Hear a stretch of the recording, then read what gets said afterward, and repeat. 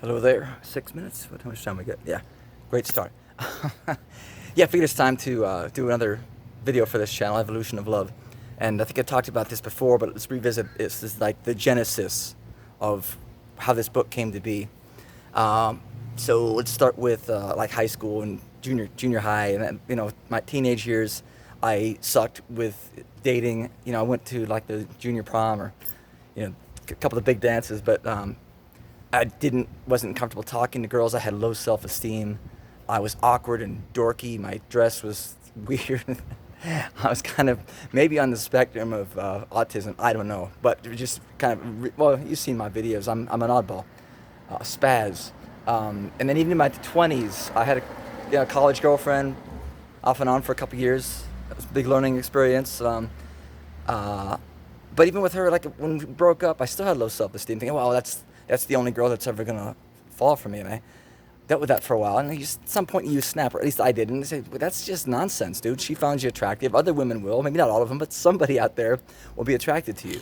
And then in my mid 20s, I still sucked with flirting and talking to women. How did the whole thing work? And I'd see women I was attracted to, and I would look away, and I was shy. And at some point, got so frustrated, and like this, I want to, I want to have a family, and to me, that's what life's about. That relationship, and not just any relationship. I want a good quality partner. I want to master this aspect of my life. So I went online looking for answers, and came across "Double Your Dating" by David D'Angelo. And that's a great product. It's highly recommend it for men or women. It's a lot of profound concepts there, and one I'll just touch on real quick is the realization that attraction is not a choice.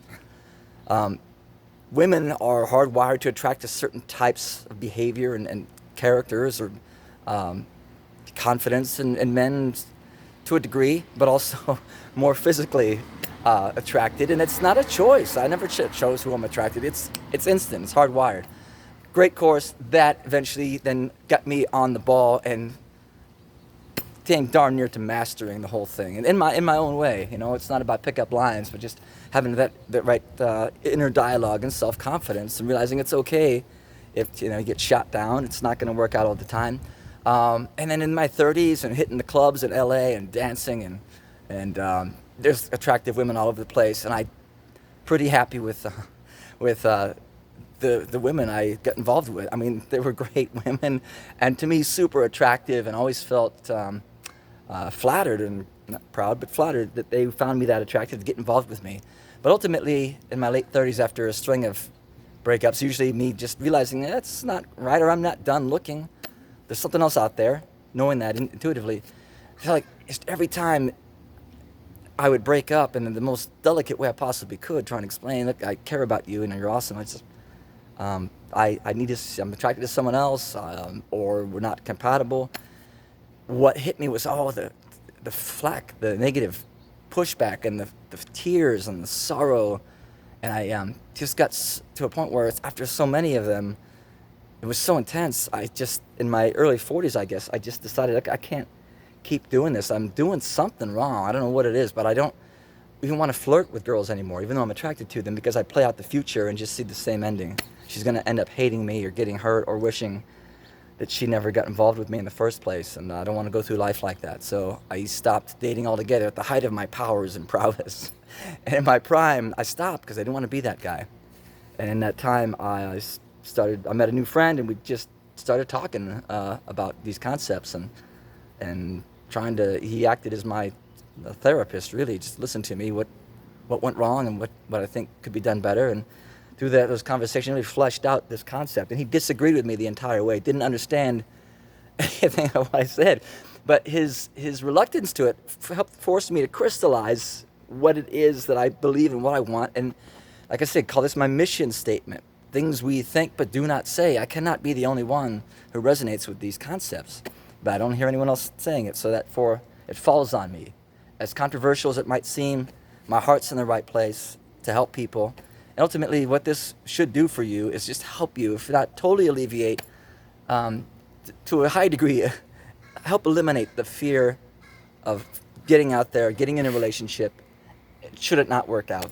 Really, you have to get past that fear.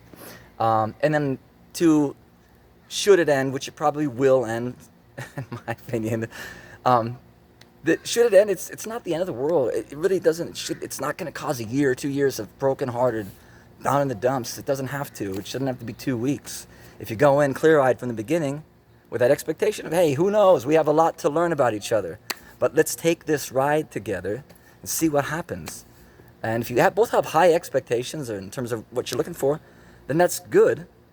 You never find that great partner without having an idea about what you want.